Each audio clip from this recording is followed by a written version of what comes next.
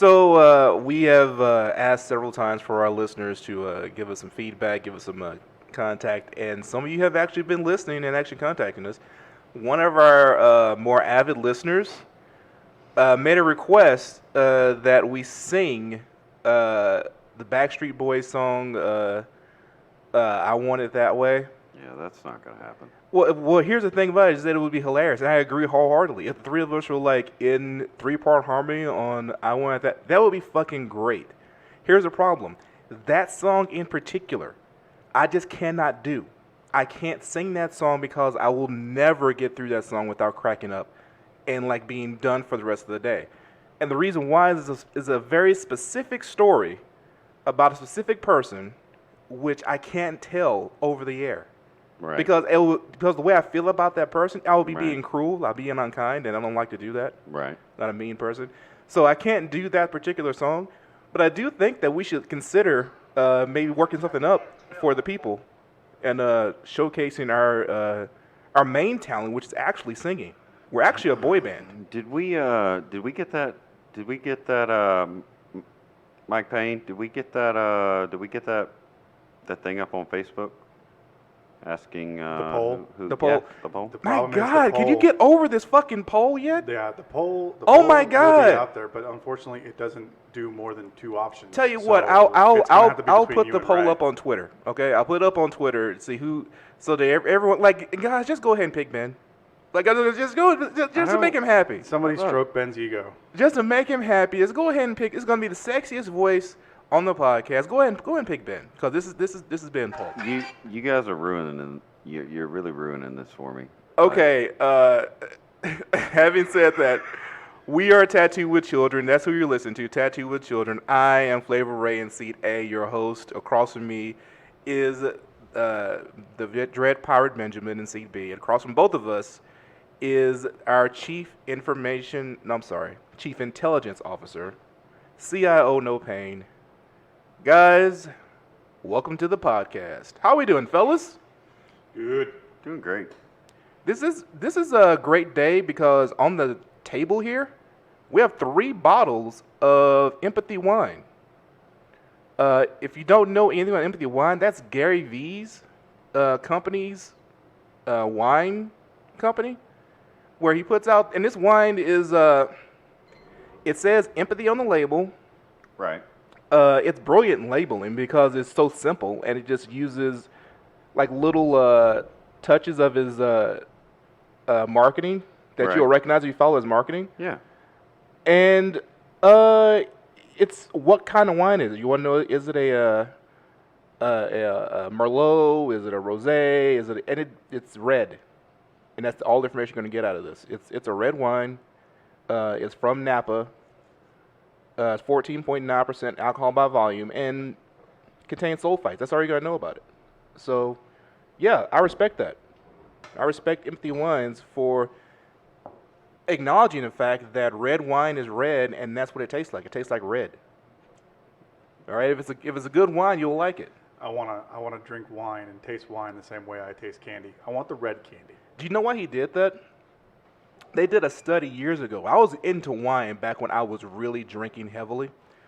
And they did this study where they took a bunch of really high quality, high end, expensive wines, and then they blind tasted it with experts Yeah. against this bottle called Two Buck Chuck.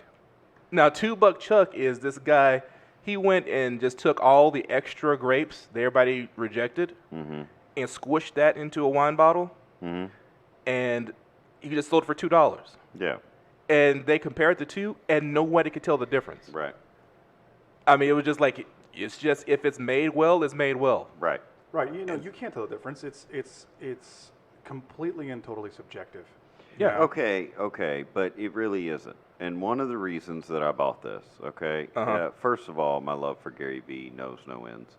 I'm trying to emulate. I'm not doing a very good job, but I'm trying to emulate a lot of what he does. I'm trying to hear what he says. I'm trying to, be a better version of myself.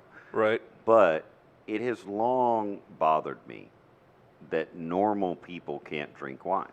Right. Okay, normal people, and I mean this, I'm listening. like normal Texans, Right.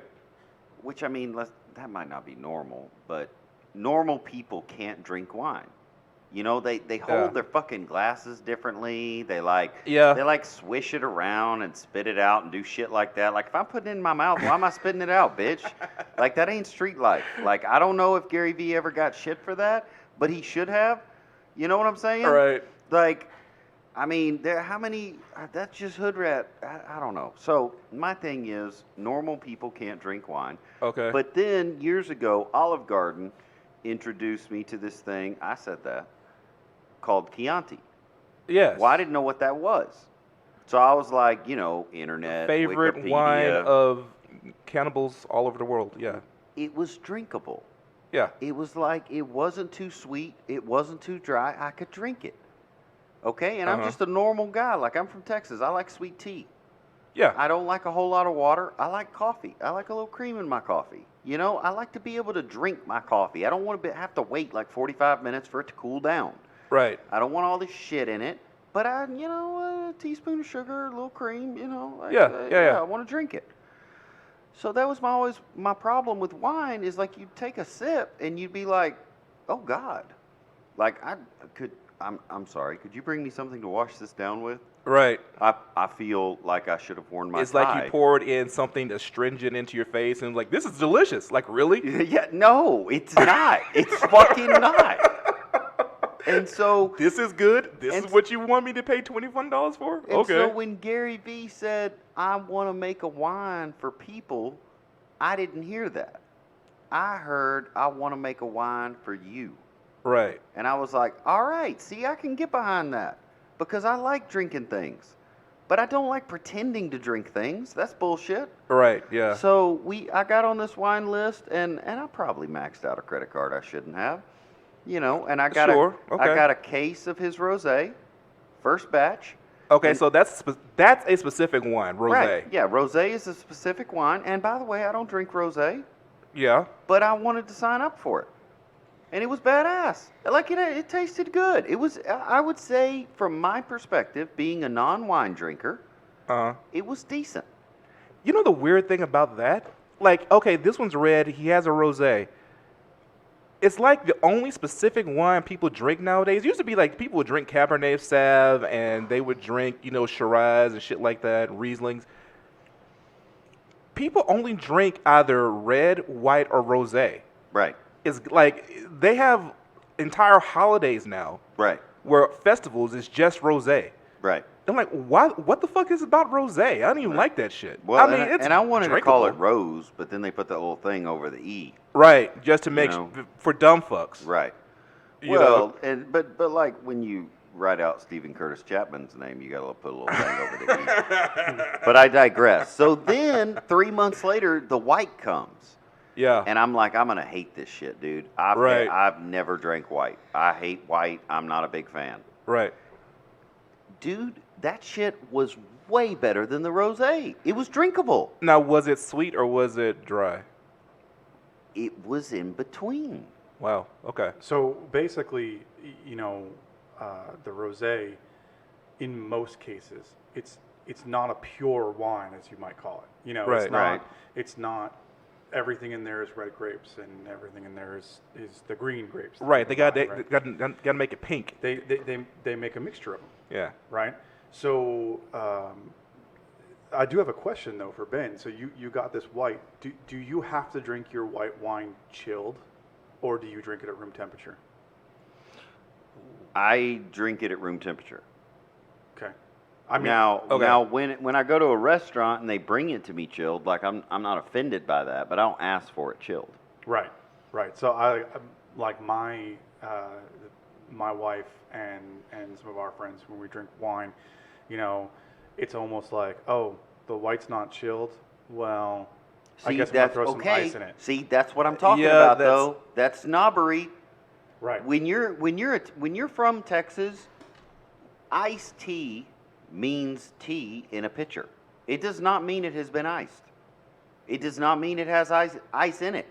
It means you brewed tea and you poured it in a goddamn cup.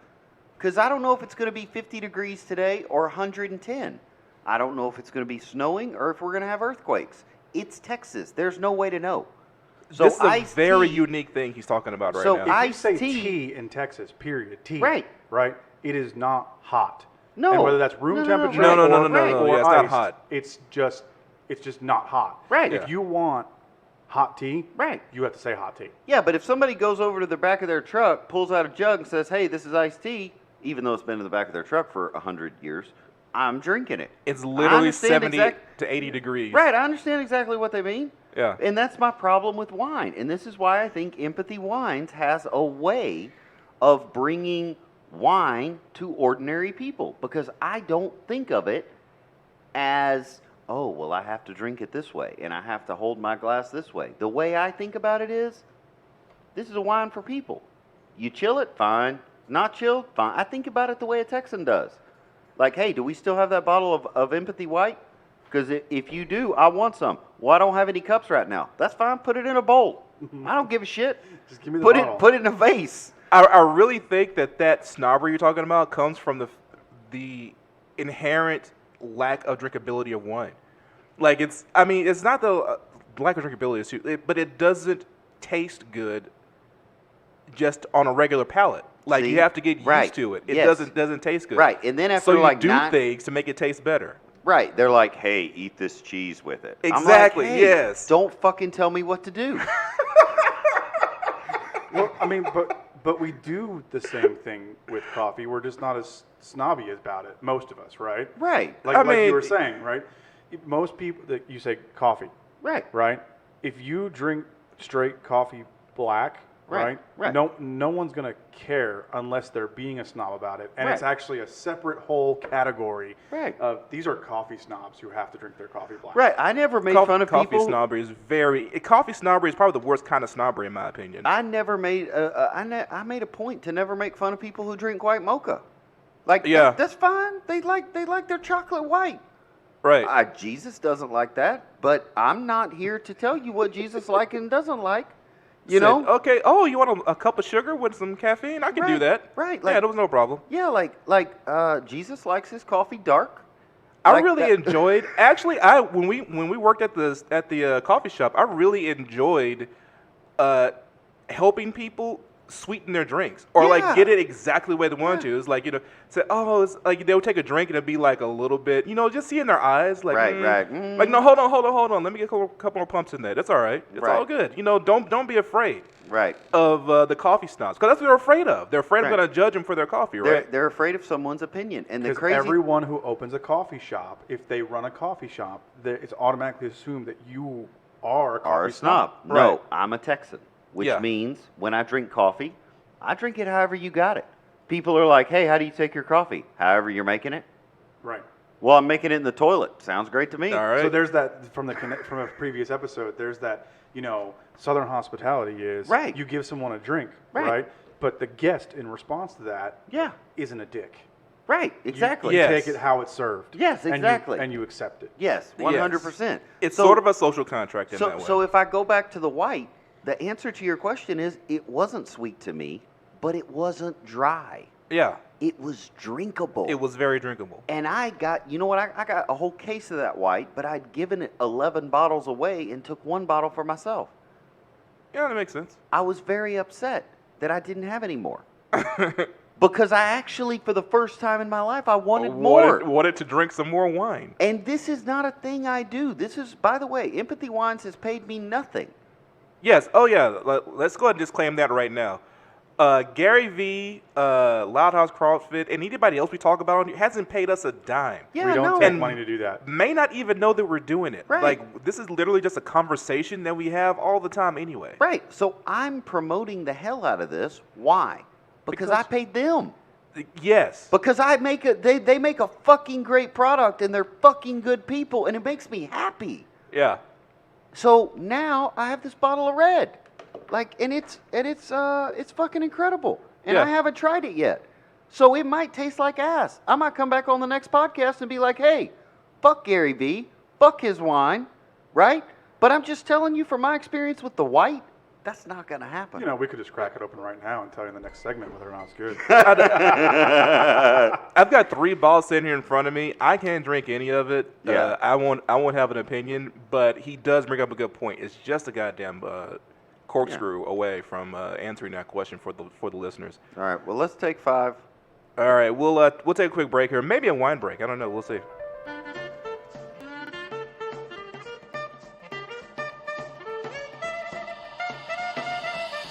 And we're back. Talking about Gary Vee doing things for the regular people reminds me of the regular people in our lives and the things that we do for them.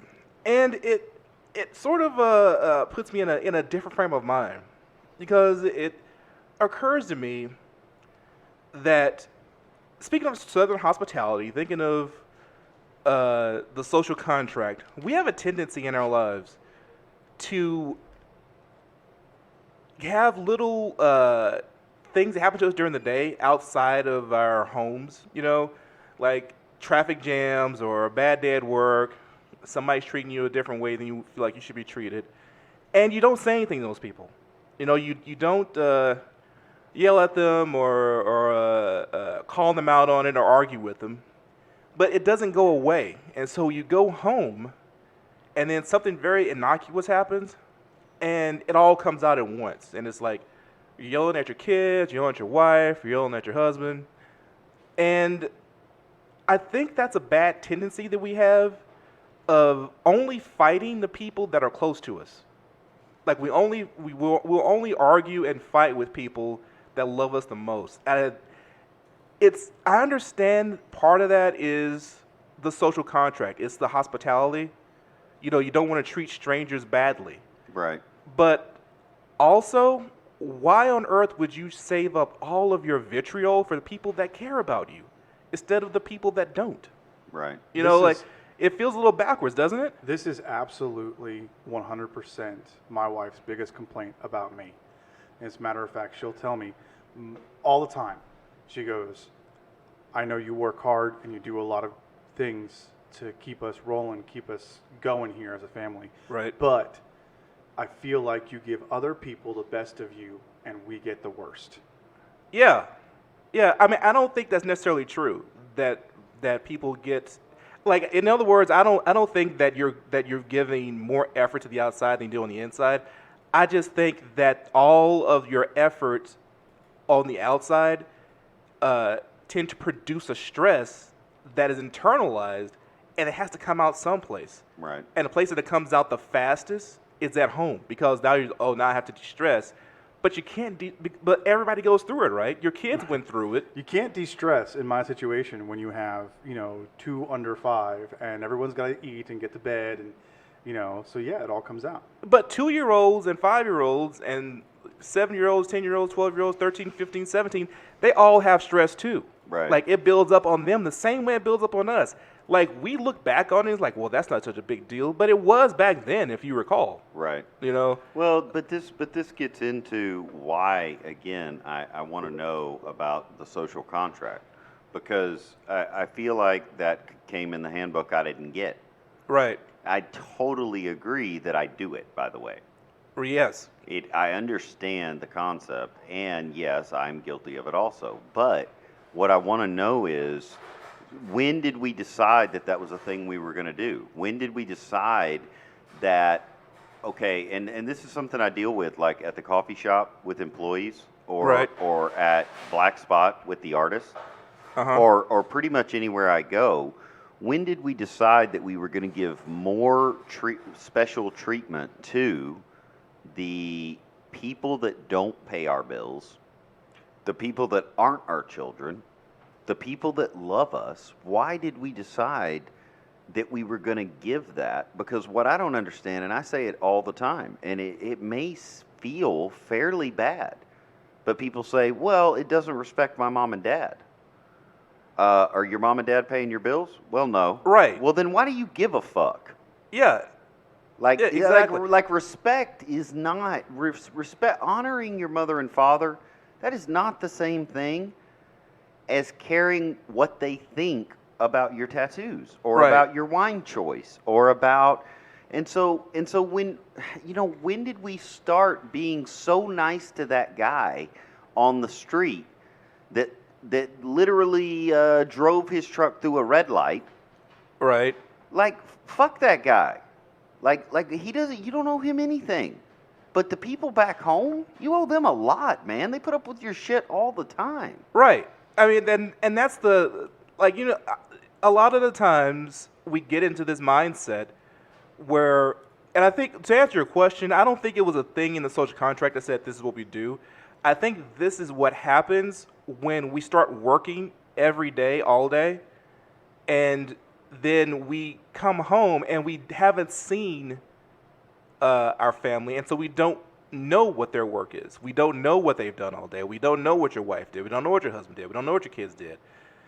And so you start thinking inadvertently, like this is not a conscious thing. You start thinking that I worked harder than they did. Like I had all of this stuff happen to me today.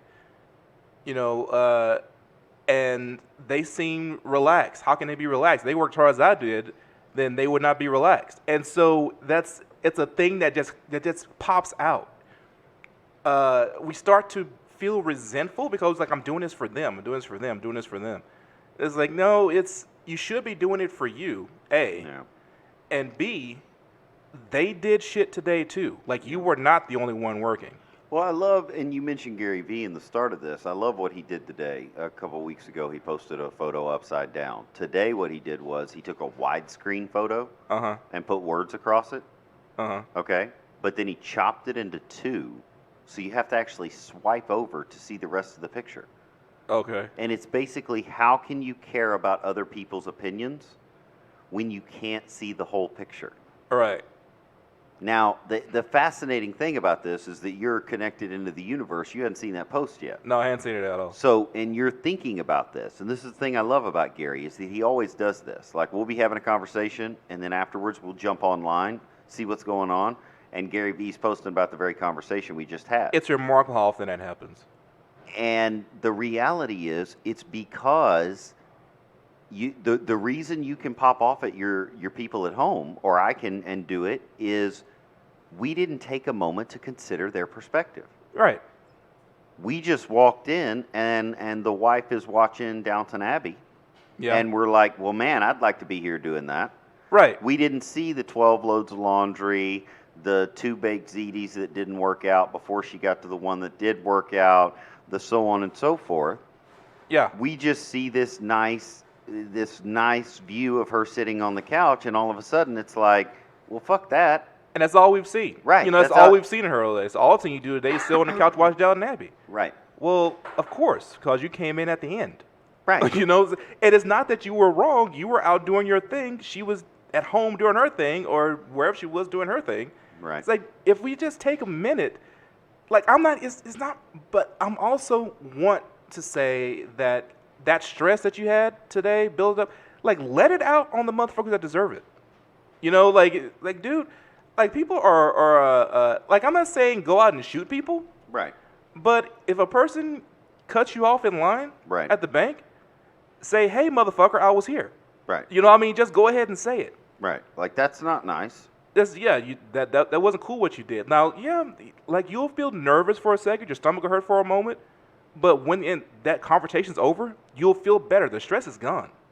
Right. So I'm going to tell the world this. I'm literally on medication for anxiety.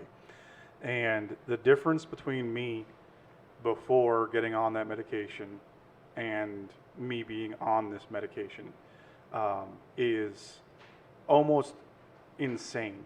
How quickly I will deal with a situation right then and there instead of playing it in my head over and over and over again, letting that stress build. Because what happens is exactly what you guys are saying. At the end of the day, I get home and I'm now completely reactive. Right. All I do is react to things. I don't have any space to have, Actions. thought before I act. Right.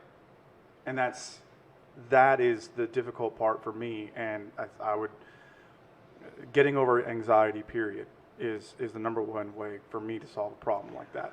Yeah, and I think for me and you, Ray, while we may not be on medication for it, we've talked about recognizing the triggers, and I think this is one of my passions is, and I go overboard. I swing the pendulum way too far sometimes, but meditation fascinated me for 2 or 3 years. But then I recognized that I was only good in those moments. Right. So I quit meditation and I started attempting meditation on my way to work. Right. I started attempting meditation in a tattoo or in a cup of coffee. I started attempting meditation. So now people say, well, Ben, do you meditate? I don't. Because my whole life I'm trying to pay attention to what's setting me off, what my triggers are inside me. Not the triggers that you see on Instagram like we talked about in the other episode, but the triggers that, oh, hey, someone just told me what to do and I reacted to that. I did that. There's an internal switch that is now creating anxiety. I don't think there's anything wrong with medication, by the way, Mike. And I don't think there's anything wrong with the way I'm describing it. No. I absolutely believe we can both be right. Exactly. It's what works for us. Yeah, and for some people it's therapy.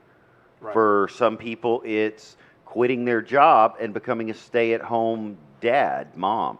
For some people it's getting a second job because they need to stay busy. Right. But if you learn to recognize those triggers, you automatically can go, oh, hey, I think that's look at that. I feel kind of like blowing up at somebody. Yeah.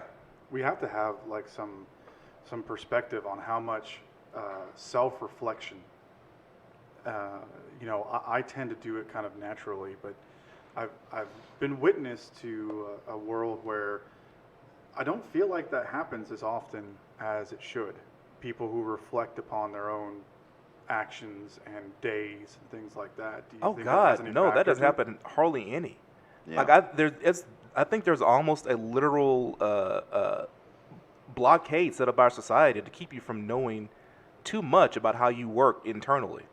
Yeah. If you know that too much, then a lot of these industries that we spend a lot of time and money on would probably cease to exist. Right. Like I don't think there would be much of a diet industry.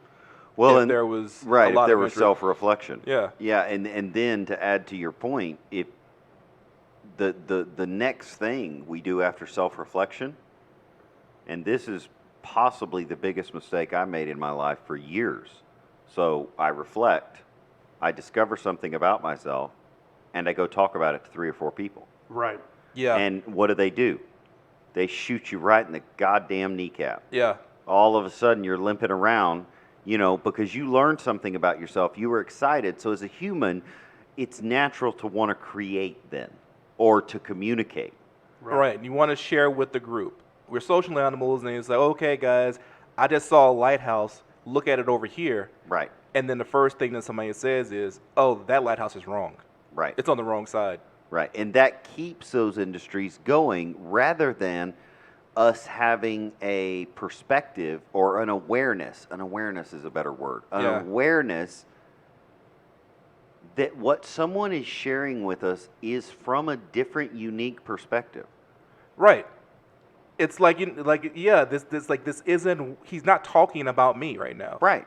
He's actually talking about himself. Yeah. Like, this is something that, and people would watch me and Ben do a conversation on the street. They would just watch us because it's like, well, this guy's just yelling at this guy. Right. They said, no, he's not even talking to me. I'm just being a mirror. Right. And bounce his words back at him so he can see them more clearly. Right. And no one understood that at first. It took years before people kind of started to get what was going on. Yeah, but I remember the first time you told me about, like, your gluten. You have a gluten allergy, right? Yeah, wheat allergy, but yeah. Wheat. Yeah. Okay. So the interesting thing about that is like, I remember the first time you said it to me. Uh-huh. And it was very, like, eyes down, like almost like you were going to start mumbling, like, oh, I have a wheat allergy. Like you weren't going to say it real loud. Yeah. Right? And I know you, so I was like, hey, what'd you say? Like, could you speak up? Like, hang on, let me get around the side of you. What? Say it again? Yeah. And it was almost as if, and I knew what I was looking at because I had had the same experience. Uh-huh. And so you got it out, and I was like, cool, okay, so what does that mean to me? In other words, when we go get lunch later, what are the kind of places you go? Right. Dude, I didn't think anything about it. because I had already started working with this. Like, it doesn't affect me at all. And internally, I'm thinking, oh, well, now he's not going to want to eat with me because Right. he can't go get his regular sandwich. Right. It's and I have a thing where like I'm not going to like force anybody to change their habits to fit me. Right. And my family's the same way. I'm like, guys, we can't force people to conform to us for our specific dietary needs or our specific needs. We have to provide for ourselves. And so, but that brings it started out as a certain amount of shame. Right. Now it's not that anymore. Now it's much more active on my part. Well, but also now, because neither of us have reactions anymore to the issues of the way I view life. You have no reaction to that. Right. I have no reaction to the way you view life and your experience. So what occurs now is somebody brings a pizza around and I take a slice and start eating it. I look over at you, you're not eating it, and I go, man, it's almost as if they made this to say fuck Ray.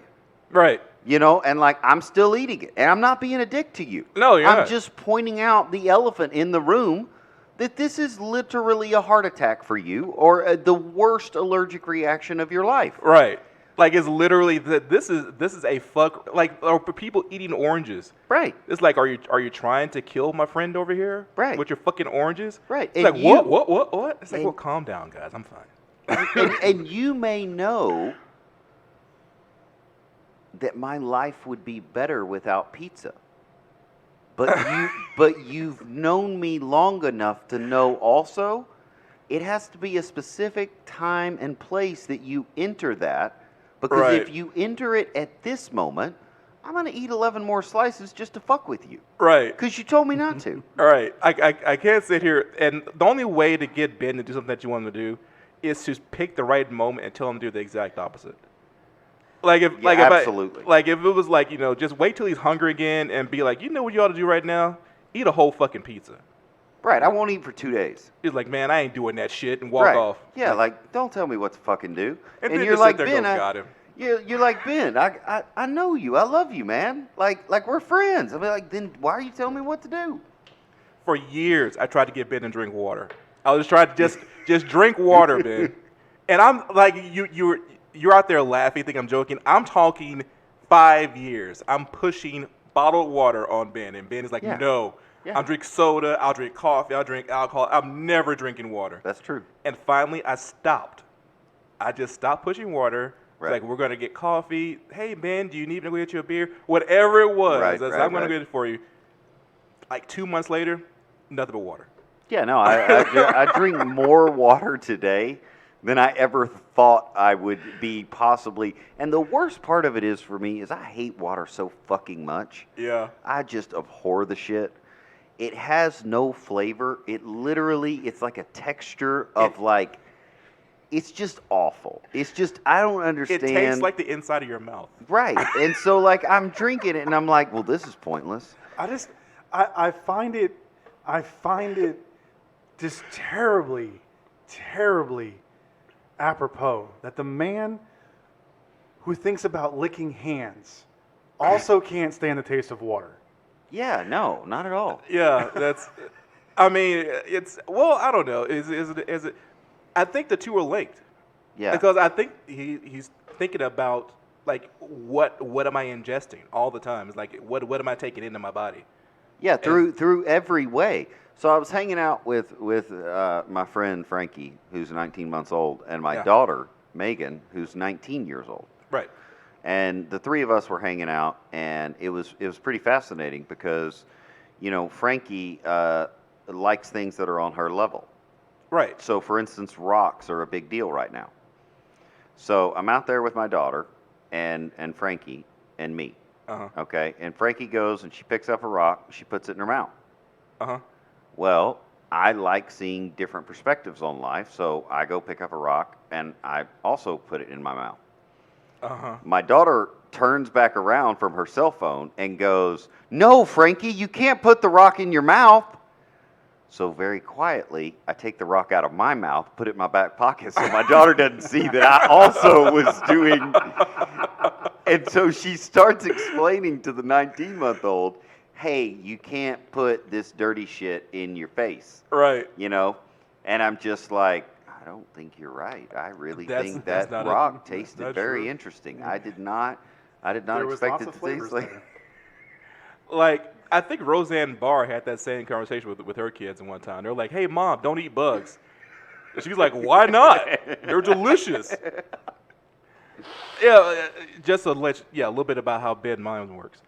We're gonna take a quick break, guys. Go to the next segment then.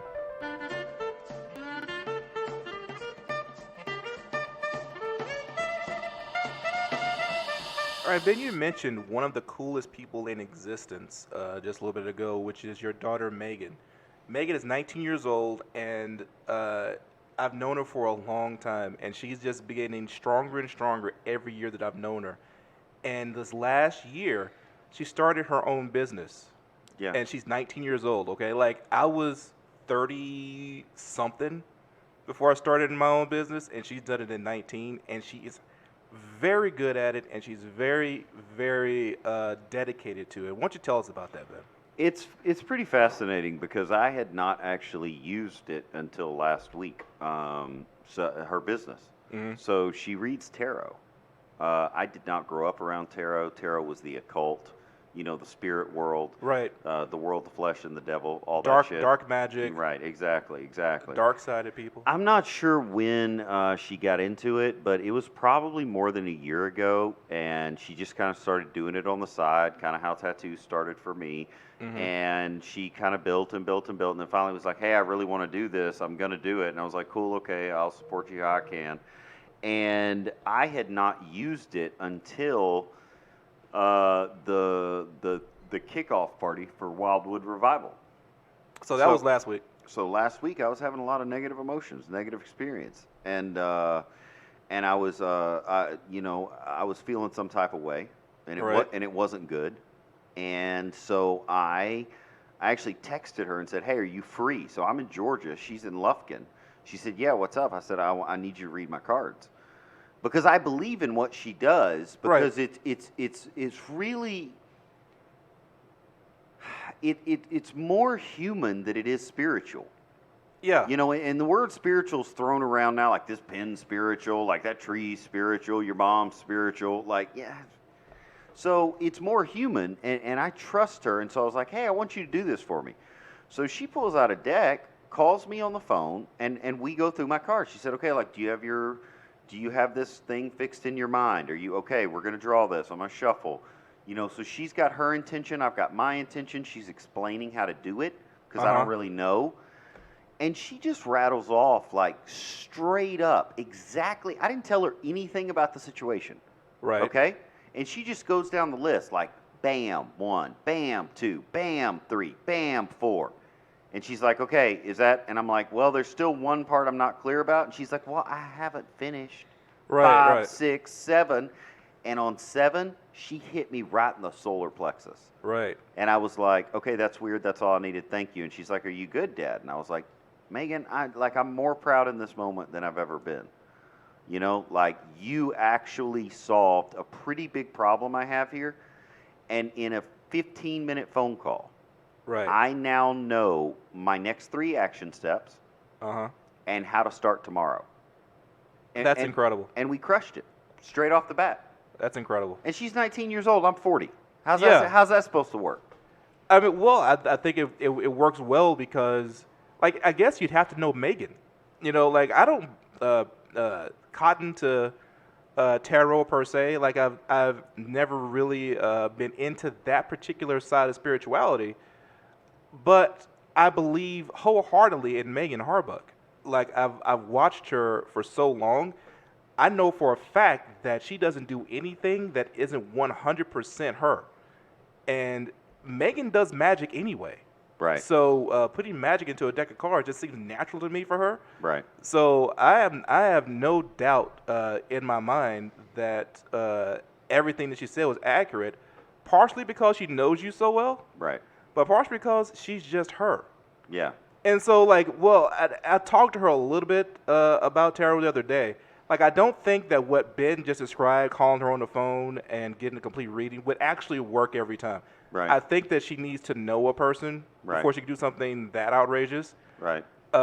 So if you set an appointment with her, it's going to be about an hour or so. Yeah. My understanding. Yeah. She does half hours and hours, but she prefers an hour just because she needs to sit with you.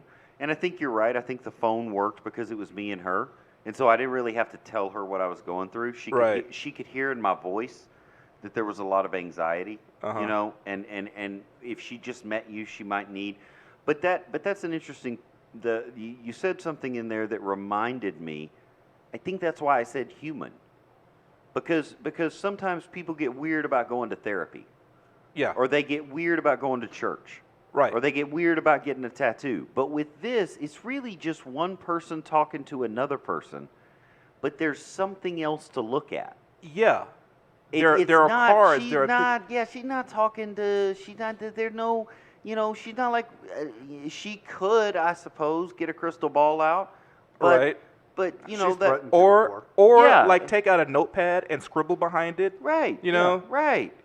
So it's good there's stuff. an important element that you mentioned. That it is simply because that's your daughter. Your blood flows through her veins. Yeah. If I've done a reading with her before, and it's very important that you have some sort of connection to the cards.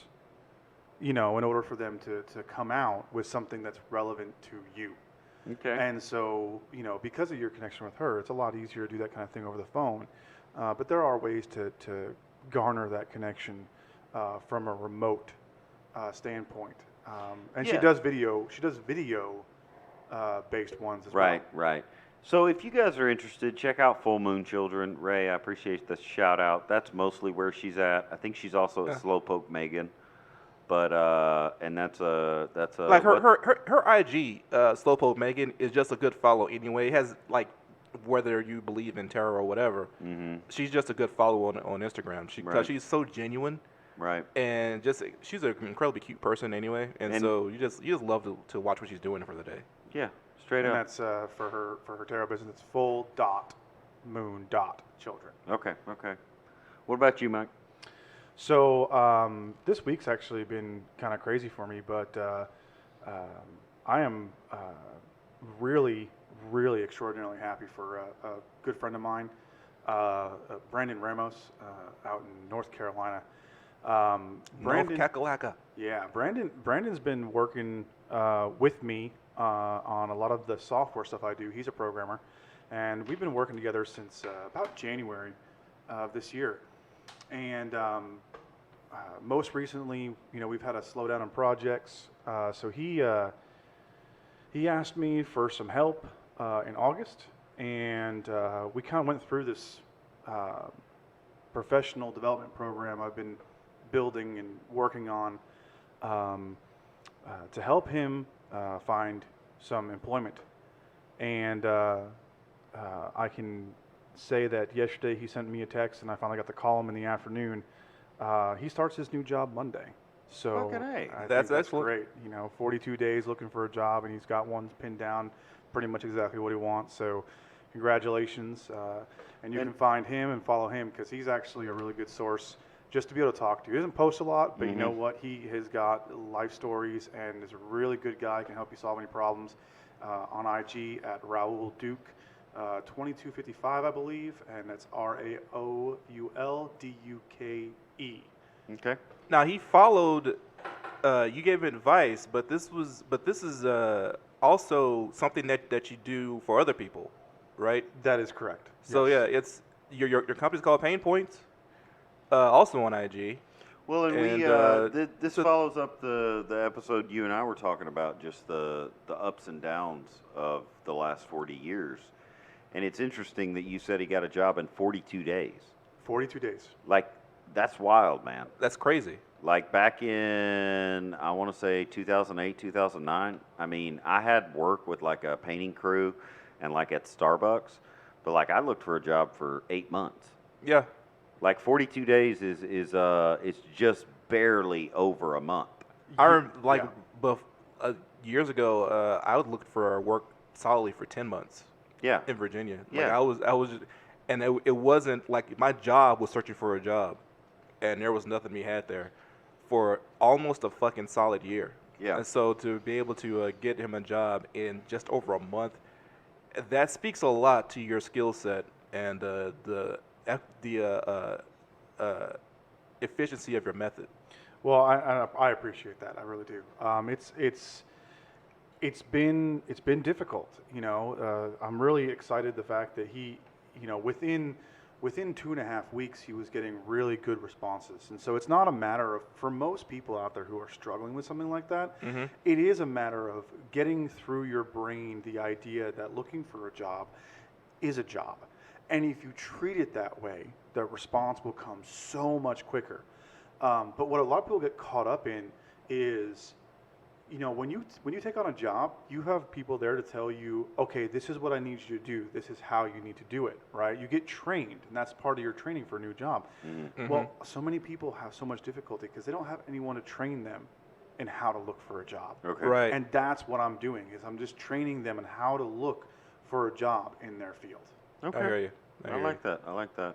In case you can't tell, when we were on break, I think we all kind of picked up on the vibe that Ray was throwing down, in the sense of, we carry around all the stress with us, and we have these things happen to us day in and day out, and then we carry that home. And I think one of the ways that Gary Vee has been so instrumental in helping all of us, and yeah, you're gonna hear a lot of Gary Vee here. If you don't like it, stop listening.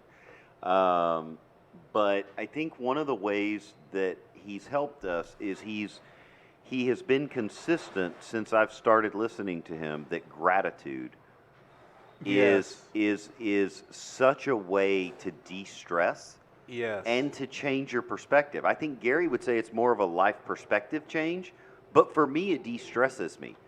Like, I lose the ability to be angry when I think about the fact that how grateful I am to be alive.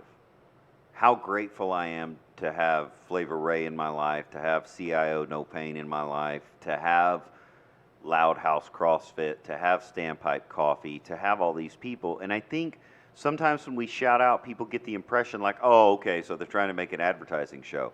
No, actually, I think the perfect way to end this episode is just the fact that we're actually putting into our lives what we say we're going to, and we're super grateful to be surrounded by dope people Yeah. doing dope shit. I mean, that's what the whole podcast was about in my mind. It was like, I see everybody doing wonderful things, and they're doing it for themselves, and they're doing it because it makes everyone around them a little bit better. Yeah, It's like that's the whole point of the Hidden Village. right. It's like when we're all doing the things that we're supposed to be doing, our lives improve dramatically Right. by being around one another and doing the things that we normally do. Yeah, It's not necessarily that me and Ben are working on the same project, or me and Mike are working on the same project, or me and my wife are doing the same things. It's more that we're all doing the things that we're supposed to be doing, right. and that makes us happier, which makes us better to be around each other. Yes. And so yeah, I'm thankful that Black Spot Tattoo is a great tattoo shop. I'm grateful that Standpipe is a great coffee shop. I'm grateful that my wife is a fucking beast at her job at the university she works at. Right. I'm grateful that Mike is a chief intelligence officer of incredible skill and little renown, so I can still talk to him. As soon as Right. he gets famous, he's not going to return my phone calls anymore. I already know that. I want to add one more thing. Since you kind of threw out a person, Mike threw out a person, and this is a really big concept of mine that the people close to me know about. But I want to throw this out there as a challenge to everybody, and I mean that. I actually want you to think about what I'm saying and then work with it. Get back to me, respond, talk to me, DM me, whatever. Come see me, say hey. One of the things I believe that like Ray used to mirror me, Ray used to be a good mirror for me. He would take what I was saying and throw it back in my face. One of the things I believe is that if you want to see a big change in your life, you have to put your money where your mouth is and spend your money in a way that you want people to spend their money with you. Yeah, I agree with that too. So, in other words, not that this is not giving with an expectation. So, what I will do is I'll find a dope artist, okay, and I will spend money with them, Yeah. okay? They have no way of returning the favor. They have no way of knowing who I am. They have no way of, I know they're in their daily grind. I know they're living their life, right? Right. But you put that energy out into the universe that you would do something without expectation with your money. Right. And a lot of us, hey, we're not rich. I don't often have $50. Right. Yeah. No, we're not wealthy at all. Right, but I'll get $19, $22 together, and on a Friday like this, today's Friday, I will spend it on some dope art shop in Vancouver that's a mom and pop that I can tell because I got my Instagram pulled up, and I'm like, okay, go. Yeah. One of the people that I want to challenge y'all to go look at is Kristen Ramsey Art. It's all one word, no dots. Kristen Ramsey Art. She's out of Georgia, and I say that, I don't actually know that. I met her in Georgia. How about that? There you go. We tattooed her over the weekend. And she had one of the dopest booths at Wildwood Revival. And I was just taken aback because I meet a lot of people. I see a lot of boutiques, right? And I was taken aback first and foremost by how dope her art was, right? But then secondly, how tired she was. Okay? She's got some amazing artwork, and I think she's just, life's wearing her down. And I get that, because I get that way a lot. Like, if you follow my Instagram, you see this shit. Like, you see me get worn down. You see me go, is this worth it? You see me, and my thing is, I think this is first Tokage shit here. Go check out her Instagram. Go Kristen Ramsey Art. Go check out her website and spend $9. It's not going to kill anybody. Like, Yeah. let's try to send her some love. Like, I think this is one of those straight up good fucking humans who needs a leg up this week. And I appreciate that. Like, I'm on her Instagram right now, and he's right. Her art is absolutely excellent, and it's obvious to me that anybody who did this much art is definitely going to be exhausted. Right. She's got a whole room here full of her artwork, so I know for a fact she is a hard worker. She is a hustler, and that thrills me and turns me on in ways that I don't talk about in public usually. Yeah, and she's not manufacturing this shit. She's not buying it from China. Right. She's going down the road, finding these boards, cutting them, painting them, stenciling it out. Like, you can follow along with her story there. She's doing the fucking work. Yeah. And this is not the last time we're going to shout someone out. You know, we've talked about going over to Loud House CrossFit and doing a thing there because those guys are fucking dope. They got a new building. Yeah. Mike and Sarah are working on a new product for their company right now, and I'm not going to out that, but like, they're straight up going to town on it, and it's fucking cool. Yeah, and I think it's important that when a person is grinding hard and they got their head down, like, anybody comes up, like, we used to do a thing where we would just go take coffees to small business owners. Right. I mean, like, they'd be like, what is this for? I'm like, because you're grinding, man. Yeah, you're here. You're at work. This is a pick-me-up. And they'd be like, well, I usually go to Starbucks. That's cool. Still go to Starbucks. Yeah. You just got an extra one today. Yeah, that's all it is. And so, it's not a complete non-sacrifice, you know? Like, for $10, $20, $50, it's going to cost you, but it's going to come back to you, you know? Because if we do this enough times and we get enough people doing it, it just makes us all better. Yeah, it makes our community better. You know, it's just paying it forward. Like, when you see a great restaurant, man, or a restaurant you haven't been to, but it's locally owned, stop by and see what they're doing. Like, stop in, say, you know, just look around, take a whiff of the air. Right. And if you're hungry, go ahead and buy something. Right. You know? And I've got like a dozen businesses in my mind right now that I definitely should talk about on here, but it's going to have to wait until next time at least because it's time for our smoke break. This is Tattoo with Children. That's who you're listening to. You can find us on IG at Tattoo with Children. You can find us on Facebook at Tattoo with Children. And you can find us on Twitter at Tattooed With, because fuck Jack. Fuck Jack. Fuck Jack.